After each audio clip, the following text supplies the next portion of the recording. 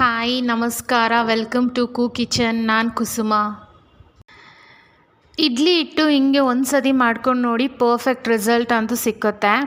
ತುಂಬಾ ಸಾಫ್ಟಾಗೆ ಪ್ಲಫಿಯಾಗೆ ಇಡ್ಲಿಗಳನ್ನ ಮನೆಯಲ್ಲೇ ಈಸಿಯಾಗಿ ಮಾಡ್ಕೊಬೋದು. ನೀವು ಈ ವಿಡಿಯೋದ್ರಲ್ಲಿ ನೋಡ್ಬೋದು ಇಡ್ಲಿ ಎಷ್ಟು ಸಾಫ್ಟಾಗಿದೆ ಅಂತ. ಈ ರೆಸಿಪಿ ಒಂದು ಸತಿ ಟ್ರೈ ಮಾಡಿ, ನಿಮ್ಗೆ ಇಷ್ಟ ಆಗುತ್ತೆ. ನಾನಿಲ್ಲೊಂದು ಪಾವು ತೊಗೊಂಡಿದ್ದೀನಿ. ಇದು ಬಂದುಬಿಟ್ಟು ಒಂದು 1/4 kg ಅಷ್ಟು ಮೆಷರ್ಮೆಂಟ್ ಬರುತ್ತೆ. ಇವತ್ತು ಈ ಪಾವಲ್ಲೇ ನಾನು ಇಡ್ಲಿಗೆ ಮೆಷರ್ಮೆಂಟ್ ತೋರಿಸ್ತಾ ಇರೋದು. ಇಲ್ಲಿ ನೀವು ನೋಡ್ತಾ ಇರೋದು ಕುಸ್ಲಕ್ಕಿ ಅಂತ. ಈ ಕುಸ್ಲಕ್ಕಿ ನಿಮಗೆಲ್ಲ ರೇಷನ್ ಅಂಗಡಿಗಳಲ್ಲೂ ಸಿಕ್ಕುತ್ತೆ. ಇವತ್ತು ಇಡ್ಲಿ ಹಿಟ್ಟು ಮಾಡೋದಕ್ಕೆ ನಾನಿಲ್ಲಿ 1 ಪಾವಷ್ಟು ಕುಸ್ಲಕ್ಕಿ ತಗೊತಾ ಇದ್ದೀನಿ. ಅಕ್ಕಿ ನೆನೆಸ್ಕೊಳೋದಕ್ಕೆ ಅಂತ ನಾನು ಈ ತಪ್ಪಲೆಯಲ್ಲಿ ಹಾಕ್ಕೊತಾ ಇದ್ದೀನಿ. ಇಲ್ಲಿ ನೀವು ನೋಡ್ತಾ ಇರೋದು ಇಡ್ಲಿ ಗುಂಡಕ್ಕಿ ಅಂತ. ನಿಮಗೆ ಇದೆಲ್ಲ ರೇಷನ್ ಅಂಗಡಿಗಳಲ್ಲೂ ಸಿಕ್ಕುತ್ತೆ. ಇದು ಇಡ್ಲಿ ಮಾಡೋ ಅಕ್ಕಿನೇ, ಅಕ್ಕಿ ಗುಂಡಾಗಿರುತ್ತೆ. ಇದು 1 ಪಾವಷ್ಟು ತಗೊತಾ ಇದ್ದೀನಿ. ಇಲ್ಲಿ ನೀವು ನೋಡ್ತಾ ಇರೋದು ಗುಂಡು ಉದ್ದಿನ ಬೇಳೆ. ಇದು ನಾನು ರೌಂಡಾಗಿರೋದೇ ತಗೊಂಡಿದ್ದೀನಿ. ಇದನ್ನು ಒಂದು ಅರ್ಧ ಪಾವಷ್ಟು ಹಾಕ್ಕೊತಾ ಇದ್ದೀನಿ. ಇವಾಗ ನಾನಿಲ್ಲಿ ನೀರು ಹಾಕ್ಕೊಂಡು ಚೆನ್ನಾಗಿ ತೊಳ್ಕೊತಾ ಇದ್ದೀನಿ. ನಾವು ಇದನ್ನೆಲ್ಲ ಚೆನ್ನಾಗಿ ತೊಳೆದ್ರೇ ಇಡ್ಲಿ ಬೆಳ್ಳಗೆ ಬರೋದು. ಒಂದು 4 ಸತಿ ಚೆನ್ನಾಗಿ ತೊಳೆದ್ಮೇಲೆ ಮತ್ತೆ ಅಕ್ಕಿಗೆ ನೆನೆಯೋದಕ್ಕೆ ಅಂತ ಮತ್ತೆ ಕಂಪ್ಲೀಟಾಗಿ ನೀರು ಹಾಕಿದ್ದೀನಿ. 1 ಸ್ಪೂನಷ್ಟು ಮೆಂತ್ಯ ಕಾಳುಗಳನ್ನ ಹಾಕ್ಕೊತಾ ಇದ್ದೀನಿ. ಇಲ್ಲಿ ನೀವು ನೋಡ್ಬೋದು ನಾನು ದಪ್ಪದ್ದು ಸಬ್ಬಕ್ಕಿ ತೊಗೊಂಡಿದ್ದೀನಿ. ಇದನ್ನು ನಾನು 1 ಪಾವಷ್ಟು ತೊಗೊಂಡಿದ್ದೀನಿ. ನೀವು ರೇಷನ್ ಅಂಗಡಿಗಳಲ್ಲೂ ಇದೆಲ್ಲ ಸಿಕ್ಕುತ್ತೆ ಸಬ್ಬಕ್ಕಿ ಅಂತ. ಇನ್ನೊಂದು ವೆರೈಟಿ ಸಿಕ್ಕುತ್ತೆ ನೈಲಾನ್ ಸಬ್ಬಕ್ಕಿ ಅಂತ, ಅದು ಬೇಡ. ಇದೇ ದಪ್ಪದ್ದೇ ನಾರ್ಮಲಾಗಿ ಬರೋ ಸಬ್ಬಕ್ಕಿನ ನಾನು ಯೂಸ್ ಮಾಡ್ತಾಯಿದ್ದೀನಿ.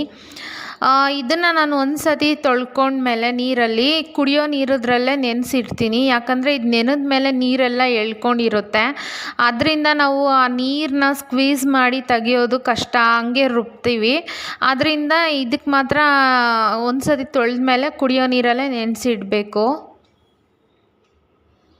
8 ಅವರ್ ಅಕ್ಕಿ ಚೆನ್ನಾಗಿ ನೆನಿಬೇಕು. 8 ಅವರ್ ಅಕ್ಕಿ ನೆಂದಿದೆ. ಇವಾಗ ನಾವು ಮಿಕ್ಸಿಯಲ್ಲೇ ನಾವು ಗ್ರೈಂಡ್ ಮಾಡ್ಕೊಬೋದು. ಅರ್ಧ ಗ್ಲಾಸಷ್ಟು ನೀರು ಹಾಕ್ಕೊಂಡು ಇದನ್ನು ಸ್ವಲ್ಪ ರವೆ ಆಗಿ ರುಬ್ಕೊಂಡ್ರೆ ಇಡ್ಲಿ ತುಂಬ ಚೆನ್ನಾಗಿ ಬರುತ್ತೆ.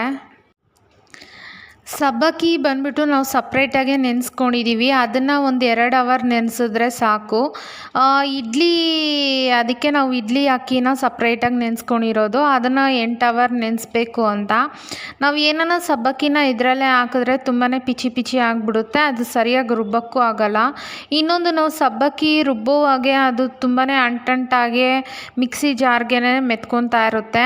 ಅಕ್ಕಿನೂ ನಾವು ಅದರಲ್ಲೇ ಹಾಕಿ ರುಬ್ಬಿದ್ರೆ ಅಕ್ಕಿ ಸರಿಯಾಗಿ ರವೆ ಆಗಿ ಗ್ರೈಂಡ್ ಆಗಲ್ಲ ಅಂತ ನಾವು ಸಪ್ರೇಟಾಗಿ ನೆನೆಸ್ಕೊಂಡು ಇಟ್ಕೊಂಡಿರೋದು. ಇವಾಗ ಅಕ್ಕಿ ಎಲ್ಲ ರುಬ್ಬಿದ್ದಾಯಿತು. ಇವಾಗ ನಾನು ನೆನೆಸಿದ್ದ ಸಬ್ಬಕ್ಕಿನ ಜಾರ್ಗೆ ಹಾಕ್ಕೊತಾ ಇದ್ದೀನಿ. ಇದರಲ್ಲಿ ನಾನು ಸ್ವಲ್ಪ ನೀರು ಆದಷ್ಟು ಕಡಿಮೆನೇ ಹಾಕ್ಕೊತಾ ಇದ್ದೀನಿ. ತುಂಬಾ ನೀರು ಜಾಸ್ತಿ ಆಯಿತು ಅಂದರೆ ಇಡ್ಲಿ ಹಿಟ್ಟು ತುಂಬ ನೀರಾಗಿಬಿಡುತ್ತೆ ಅಂತ. ಇದನ್ನು ನಾವು ಸಬ್ಬಕ್ಕಿನ ಬಂದುಬಿಟ್ಟು ನುಣ್ಣಗೆ ರುಬ್ಕೊಬೇಕು. ಇಲ್ಲಿ ನೀವು ನೋಡ್ಬೋದು ಸಬ್ಬಕ್ಕಿನ ನಾನು ತುಂಬಾ ನುಣ್ಣಗೆ ರುಬ್ಕೊಂಡಿದ್ದೀನಿ. ತುಂಬಾ ನೀರು ಕಡಿಮೆ ಹಾಕ್ಕೊಂಡೇ ರುಬ್ಬಿದ್ದೀನಿ. ಇವಾಗ ಇದನ್ನು ನಾನು ರುಬ್ಬಿದ ಅಕ್ಕಿ ಇದರಲ್ಲಿ ಹಾಕ್ತಾಯಿದ್ದೀನಿ. ಸಬ್ಬಕ್ಕಿ ಬಂದುಬಿಟ್ಟು ತುಂಬಾ ಅಂಟಂಟಾಗಿರುತ್ತೆ. ನಾವು ರುಬ್ಬುವಾಗೆ ಅದು ತುಂಬಾ ಜಾರ್ಗೆಲ್ಲ ಮೆತ್ಕೊಂಡಿರುತ್ತೆ. ಅದರಿಂದ ನಾವು ಸ್ವಲ್ಪ ನೀರು ಹಾಕ್ಕೊಂಡು ಅದನ್ನು ರುಬ್ಬಲೇಬೇಕು. ಸ್ವಲ್ಪ ನೋಡ್ಕೊಂಡು ನೀರು ಹಾಕ್ಕೊಳೋದೇ ಬೆಟರು. ಯಾಕಂದರೆ ಅದು ತುಂಬಾ ನೆನೆಯುವಾಗೇ ತುಂಬ ನೀರನ್ನ ಎಳ್ಕೊಂಡಿರುತ್ತೆ. ಇವಾಗ ಅಕ್ಕಿಯಲ್ಲೇ ಹಾಕ್ತಾಯಿದ್ದೀನಿ ಇದನ್ನು. ಈ ರುಬ್ಬಿದ ಸಬ್ಬಕ್ಕಿ ಮತ್ತು ಅಕ್ಕಿನ ಚೆನ್ನಾಗಿ ಮಿಕ್ಸ್ ಮಾಡ್ತಾಯಿದ್ದೀನಿ. ಇದು ಫರ್ಮೆಂಟ್ ಆಗೋದಕ್ಕೆ 8 ಅವರ್ ಬೇಕಾಗುತ್ತೆ. ನಾನು ಓವರ್ ನೈಟ್ ಇದನ್ನು ಹಿಂಗೆ ಇಡ್ತಾಯಿದ್ದೀನಿ. ನಾವು ರುಬ್ಬಿದ ಇಡ್ಲಿ ಹಿಟ್ಟನ್ನು ಫ್ರಿಜ್ಜಲ್ಲಿ ಇಕ್ಕಿದ್ರೆ ಅದು ಫರ್ಮೆಂಟ್ ಆಗೋಲ್ಲ. ಅದರಿಂದ ನಾವು ಈ ರುಬ್ಬಿರೋ ಹಿಟ್ಟನ್ನು ಒಂದು ಬೆಚ್ಚಗಿರೋ ಜಾಗದಲ್ಲಿ ಇಟ್ಟರೆ ಅದು 8 ಅವರ್ ಅಷ್ಟೊತ್ತಿಗೆ ಫರ್ಮೆಂಟ್ ಆಗಿರುತ್ತೆ. ಇಡ್ಲಿಗಳು ತುಂಬಾ ಸಾಫ್ಟಾಗಿ ಫ್ಲಫಿಯಾಗಿ ಬರುತ್ತೆ.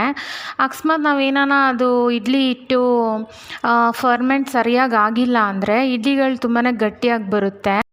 ನಾವು ಇಡ್ಲಿ ಹಿಟ್ಟು ರುಬ್ಬಿರೋದನ್ನು ನಾವು ಒಂದು ದೊಡ್ಡ ತಪ್ಪಲೆಯಲ್ಲೇ ಹಾಕಬೇಕು. ಅದು ಫರ್ಮೆಂಟ್ ಆಗಿರೋ ಹಾಗೆ ಇಡ್ಲಿ ಹಿಟ್ಟು ಉಕ್ಬಿಡುತ್ತೆ.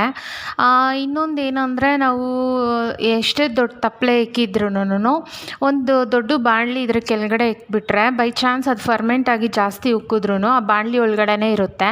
ನಮಗೆ ಕ್ಲೀನಿಂಗ್ ಕೆಲಸ ಸ್ವಲ್ಪ ಕಡಿಮೆ ಆಗುತ್ತೆ. ಇಲ್ಲಿ ನೀವು ನೋಡ್ಬೋದು ಇಡ್ಲಿ ಹಿಟ್ಟು ಎಷ್ಟು ಚೆನ್ನಾಗಿ ಫರ್ಮೆಂಟ್ ಆಗಿದೆ ಅಂತ. ಇನ್ನು ಸ್ವಲ್ಪ ಏನಾನ ಇಡ್ಲಿ ಹಿಟ್ಟು ಫರ್ಮೆಂಟ್ ಆಗಿದ್ದಿದ್ರೆ ಇಡ್ಲಿ ಹಿಟ್ಟು ಉಕ್ಬಿಡ್ತಾಯಿತ್ತು ತಪ್ಪಲೆಯಿಂದ. ಇಡ್ಲಿ ಹಿಟ್ಟು ಚೆನ್ನಾಗಿ ಫರ್ಮೆಂಟ್ ಆಗಿದೆ. ಇದನ್ನು ಚೆನ್ನಾಗಿ ಒಂದು ಸತಿ ಮಿಕ್ಸ್ ಮಾಡಬೇಕು. ಇವಾಗ ಇಡ್ಲಿ ಹಿಟ್ಟು ಚೆನ್ನಾಗಿ ಫರ್ಮೆಂಟ್ ಆಗಿದೆ. ನಮಗೆ ಇವತ್ತಿಗೆ ಎಷ್ಟು ಬೇಕೋ ಅಷ್ಟು ಹಿಟ್ಟನ್ನು ಎತ್ತಿಟ್ಕೊಂಡು ಮಿಕ್ಕಿರೋ ಹಿಟ್ಟನ್ನು ನಾವು ಫ್ರಿಜ್ಜಲ್ಲಿ ಇಟ್ಕೊಬೋದು. 2 ದಿವಸ ಇದನ್ನು ಫ್ರಿಜ್ಜಲ್ಲಿ ಇಟ್ಕೊಳ್ಬೇಕಂದ್ರೆ ಯೂಸ್ ಮಾಡ್ಬೋದು. ಈ ಇಡ್ಲಿ ಹಿಟ್ಟೇನು ಹುಳಿ ಬಂದಿರಲ್ಲ. ನಾನಿಲ್ಲಿ ಇನ್ನೊಂದು ತಪ್ಪಲೆಯಲ್ಲಿ ಸ್ವಲ್ಪ ಇಡ್ಲಿ ಹಿಟ್ಟನ್ನು ತೆಗಿತಾ ಇದ್ದೀನಿ. ಇದನ್ನು ಬೇಕಂದರೆ ನಾನು ಇನ್ನೊಂದು ಸತಿ ಯೂಸ್ ಮಾಡ್ಕೊಬೋದು ಅಂತ.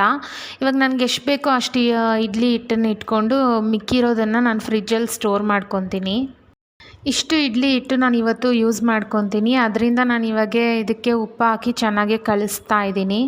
ಇಲ್ಲಿ ನಾನು ಒಂದು ಇಡ್ಲಿ ಕುಕ್ಕರ್ ತೊಗೊಂಡಿದ್ದೀನಿ. ಈ ಕುಕ್ಕರಲ್ಲಿ ನಾವು 10 ಇಡ್ಲಿಗಳನ್ನ ಮಾಡ್ಕೊಬೋದು. ಫಸ್ಟು ನಾನು ಇಲ್ಲಿ ನೀರು ಹಾಕ್ಕೊತಾ ಇದ್ದೀನಿ. ಇಲ್ಲಿ ನಾನು ಇಡ್ಲಿ ತಟ್ಟೆಗಳಿಗೆ ಲೈಟಾಗಿ ಎಣ್ಣೆ ಹಚ್ಕೊತಾ ಇದ್ದೀನಿ. ಒಂದು ಸತಿ ಸ್ಟಾರ್ಟಿಂಗಲ್ಲಿ ಎಣ್ಣೆ ಹಚ್ಕೊಂಡ್ರೆ ಸಾಕು.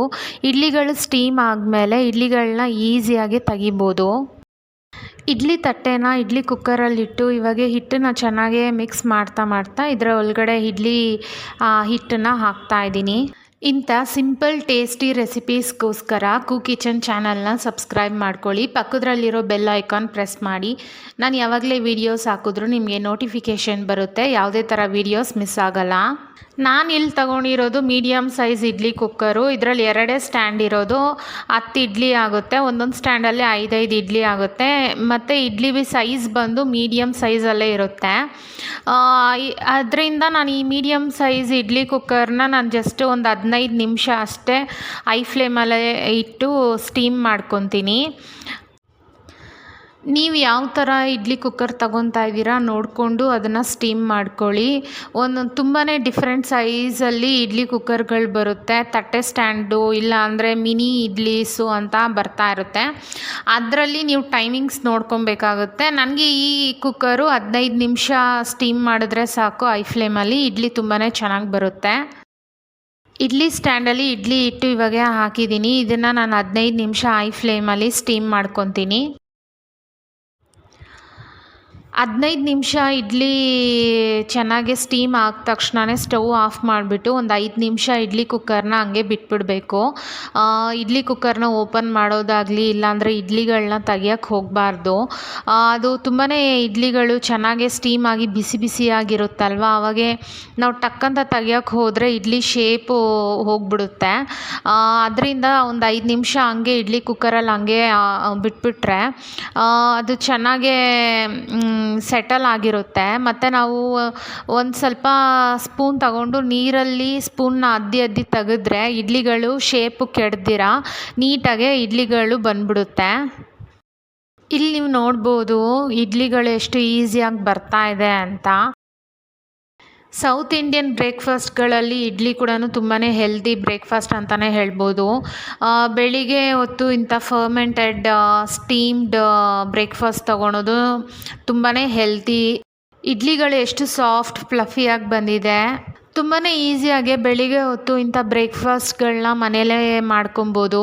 ವೆಜ್ಜಲ್ಲಿ ಇಡ್ಲಿಗೆ ಒಳ್ಳೆ ಕಾಂಬಿನೇಷನ್ ಅಂದರೆ ಅದು ಕಡಲೆಕಾಯಿ ಚಟ್ನಿ ಮತ್ತು ಸಾಂಬಾರು ತುಂಬಾ ಟೇಸ್ಟಿಯಾಗಿರುತ್ತೆ.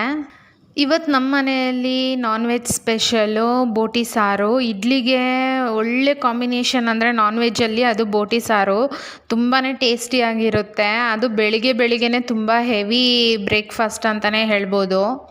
ಹಿಂಗೆ ನಾನ್ ವೆಜ್ ಎಲ್ಲ ಮಾಡೋವಾಗೆ ನಮಗೆ ಇಡ್ಲಿ ದೋಸೆ ಜೊತೆ ತಿನ್ನೋದು ತುಂಬಾ ಇಷ್ಟ ಆಗುತ್ತೆ ಅಂತ ಫಸ್ಟೇ ನಾವು ಇಡ್ಲಿ ಹಿಟ್ಟೆಲ್ಲ ರೆಡಿ ಮಾಡ್ಕೊಂಡಿರ್ತೀವಿ. ಅದರಿಂದ ನಮಗೆ ಇವತ್ತು ತುಂಬಾ ಹೆವಿ ಬ್ರೇಕ್ಫಾಸ್ಟ್ ತುಂಬಾ ಟೇಸ್ಟಿಯಾಗಿತ್ತು. ಬೆಳಿಗ್ಗೆ ಹೊತ್ತು ಟೈಮ್ ಏನು ಅಷ್ಟು ಬೇಕಾಗೂ ಇಲ್ಲ. ಈಸಿಯಾಗಿ ನಾವು ಇಡ್ಲಿ ಕುಕ್ಕರಲ್ಲಿ ಹಿಟ್ಟು ಹಾಕಿ ಇಕ್ಕಿದ್ರೆ ಸಾಕು, ಆರಾಮಾಗಿ ಅದು ಸ್ಟೀಮ್ ಆಗ್ತಾ ಇರುತ್ತೆ. ಅಷ್ಟು ಕೆಲಸನೂ ಇರಲ್ಲ. ಅದರಿಂದ ನಾವು ಬೆಳಿಗ್ಗೆ ಹೊತ್ತು ಇಂಥ ಬ್ರೇಕ್ಫಾಸ್ಟ್ ಮತ್ತು ಇದು ಇಡ್ಲಿ ಬಂದ್ಬಿಟ್ಟು ತುಂಬಾ ಹೆಲ್ದಿ, ಫರ್ಮೆಂಟೆಡ್ ಮತ್ತು ಅದು ಸ್ಟೀಮ್ ಮಾಡಿರೋದ್ರಿಂದ ಇಡ್ಲಿ ತುಂಬಾ ಹೆಲ್ದಿ ಅಂತಲೇ ಹೇಳ್ಬೋದು. ಅದರಿಂದ ನಾವು ಇಂಥ ಹೆಲ್ದಿ ಬ್ರೇಕ್ಫಾಸ್ಟು ನಮ್ಮ ಡೈಲಿ ರೊಟೀನಲ್ಲಿ ಹಾಕ್ಕೊಂಡ್ರೆ ತುಂಬಾ ಒಳ್ಳೆಯದು. ಇವತ್ತಿನ ವಿಡಿಯೋ ನಿಮ್ಗೆ ಇಷ್ಟ ಆಗಿದ್ರೆ ಲೈಕ್, ಶೇರ್, ಕಮೆಂಟ್ ಮಾಡಿ. ಮತ್ತೆ ಸಿಗೋಣ. ಬಾಯ್. Thanks for watching.